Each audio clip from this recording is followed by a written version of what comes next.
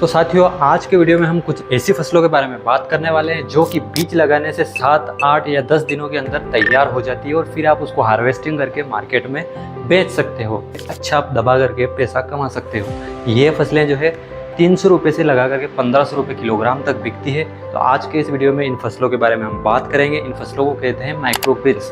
तो आज के इस पूरे वीडियो में हम माइक्रोग्रीन्स के बारे में बात करने वाले हैं, तो वीडियो में अंत तक जुड़े रहिएगा। तो हमें संपूर्ण जानकारी प्राप्त करेंगे।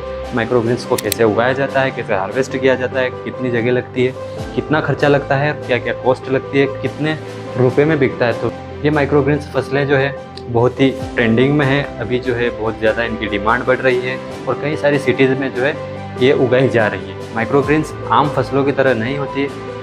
तो माइक्रोग्रीन्स के बारे में अगर मैं शॉर्ट में बताऊं तो माइक्रोग्रीन्स वह होते हैं बीज लगाने के कुछ समय बाद जब वह अंकुरित होते हैं और लगभग 5 से 6 सेंटीमीटर के जितने बड़े हो जाते हैं तो उन्हें कहते हैं हम माइक्रोग्रीन्स। माइक्रोग्रीन्स में जो है नॉर्मल फसलों की अपेक्षाकृत लगभग 30 से 40 गुना ज़्यादा पौष्टिक आहार होता है। साथ ही इनमें जो है कोई भी पेस्टिसाइड यूज़ नहीं होता है। ये बिल्कुल ऑर्गेनिक होते हैं, इसलिए इनकी डिमांड अभी मार्केट में बहुत ज़्यादा बढ़ रही है। और बढ़ती हुई डिमांड को देखते हुए हमने जो है आज ये वीडियो बनाया है।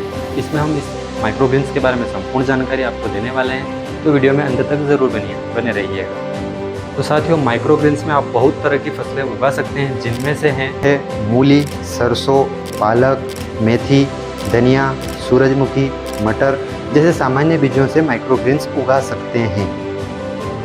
तो साथियों, अब हम बात करते हैं सामान्य खेती में और माइक्रोग्रीन्स में क्या फ़र्क है। तो दोस्तों, सामान्य खेती में जो है बहुत ज़्यादा स्पेस लगता है, बहुत बड़े बड़े खेत लगते हैं, जबकि माइक्रोग्रीन्स को आप अपने घर में, आपके कमरे में, आपकी छत पर, कहीं पर भी बहुत ही कम जगह में आप इसको उगा सकते हैं। तो माइक्रोग्रीन्स वाली फसलों का ये फ़ायदा है। दोस्तों, सामान्य खेती में जो है लगभग 3 महीने से 6 महीने तक का समय लगता है, जबकि माइक्रोग्रीन्स 1 से 2 हफ्ते में कंप्लीट हो जाते हैं और फिर हमें इन्हें हार्वेस्टिंग करके आसानी से बेच सकते हैं।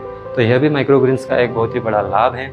इसके अलावा सामान्य खेती में हम मौसम के ऊपर बहुत ज़्यादा निर्भर होते हैं, जबकि माइक्रोग्रीन्स में मौसम का कोई इफेक्ट नहीं पड़ता है।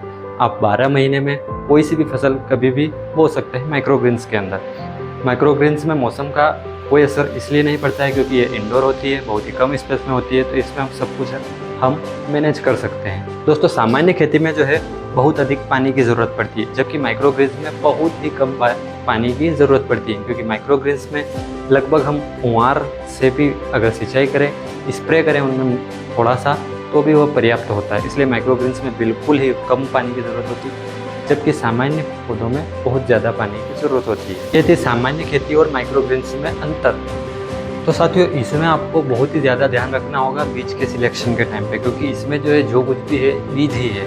तो आपको अच्छी क्वालिटी के, हाई क्वालिटी के बीज लाने होंगे, तभी आपकी फसल भी अच्छी निकलेगी। तो इसमें बीज के ऊपर आपको बहुत अच्छे से ध्यान देना होगा। तो अब हम बात करते हैं इसके तरीके के, इसको कैसे सेटअप किया जाए, वो तरीका हम अब देखने वाले हैं। तरीके के लिए हमें जो है सबसे पहले एक ट्रे लेनी होगी, उसमें आप मिट्टी या फिर कोकोपीट डाल सकते हो।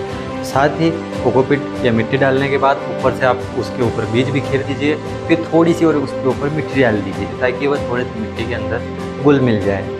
और उसके बाद आप हल्के हाथों से उसके ऊपर स्प्रे कर दें। एक स्प्रे बोतल से जो है आप उसके ऊपर स्प्रे कर दें ताकि उसमें नमी बनी रहे। और उसके बाद उस ट्रे को जो है आप अंधेरे वाले कमरे में 2 दिनों के लिए छोड़ दें। उसके बाद वहाँ से निकाल करके 2-3 दिनों के लिए धूप में रख दें, फिर आप छाँव में भी रख सकते हैं।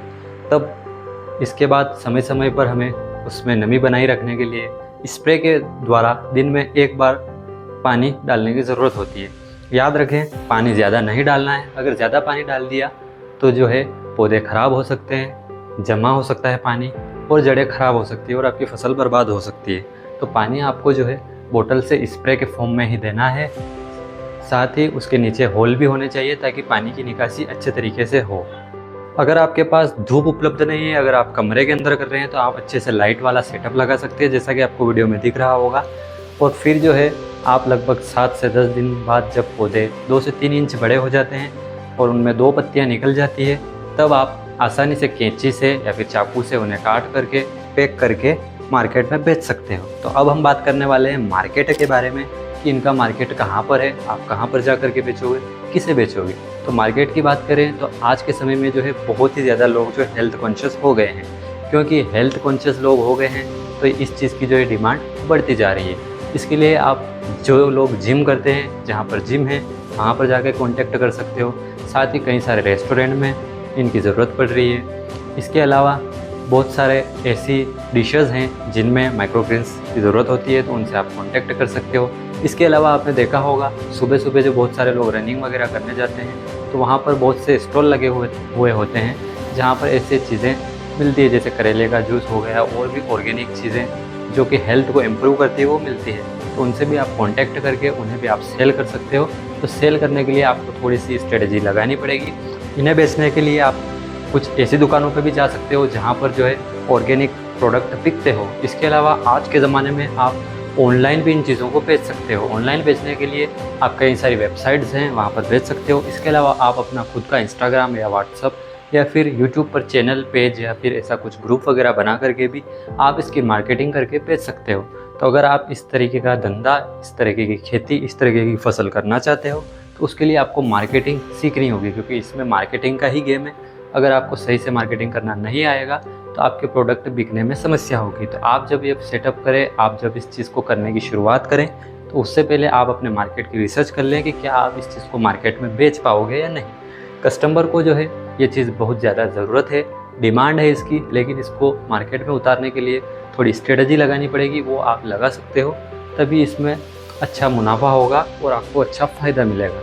तो दोस्तों बात करते हैं इसकी मार्केट में क्या प्राइस है। तो मार्केट में इसकी प्राइस की बात करें तो दोस्तों अलग अलग बीज के हिसाब से अलग अलग प्राइस होती है, जिसमें जो है लगभग 300 रुपये प्रति किलो से लगाकर 1200 रुपये 1500 रुपये प्रति किलो के हिसाब से बिकता है। तो वो अलग अलग बीज के ऊपर डिपेंड करता है कि आपने कौन से बीज वाली फसल उगाई है, उस हिसाब से वो सेल होगी। लेकिन लगभग 300 से लगा कर के 1200 रुपये तक सेल होती है। तो दोस्तों ये जो फसलें हैं, ये जो बिज़नेस है, ये मुख्य रूप से उन लोगों के लिए अच्छा होता है जो सिटीज़ में रहते हैं और फार्मिंग करना चाहते हैं। तो आप भी फार्मिंग का फील लेना चाहते हो, आपको फार्मिंग करना पसंद है, आप सिटी में रहते हो, आपके पास इतना लैंड है यानी कि जगह नहीं है, तो आप जो है ये चीज़ अपने घर से, अपने छत से शुरू कर सकते हो। तो ये बिज़नेस बहुत ही अच्छा है, जिसके बारे में आज हमने आपको पूरी जानकारी दी है। ऐसी ही जानकारियों, ऐसे ही बिज़नेस और खेती से रिलेटेड और टेक्नोलॉजी से रिलेटेड चीज़ों को जानने के लिए हमारे चैनल को सब्सक्राइब कर दें और लाइक कर दें, ताकि आपको आगे और भी वीडियोस इस तरीके के मिलते रहें। तो मिलते हैं आपसे नेक्स्ट वीडियो।